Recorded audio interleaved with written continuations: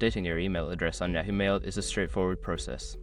Follow these steps to ensure your account information is current. Step 1. Sign into Yahoo Mail. Go to the Yahoo Mail website and enter your current email address and password to log into your account. Step 2. Access account info. Once logged in, click on your profile name icon in the top right corner. From the drop-down menu, select Account Info to access your account settings. Step 3. Navigate to Account Security. In the Account Info section, look for the Account Security option. Click on it to proceed to the security settings of your account. Step 4. Update email address.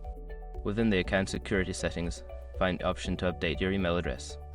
Enter your new email address in the provided field and follow any prompts to verify the change. Step 5. Save changes. After entering your new email address, make sure to save the changes.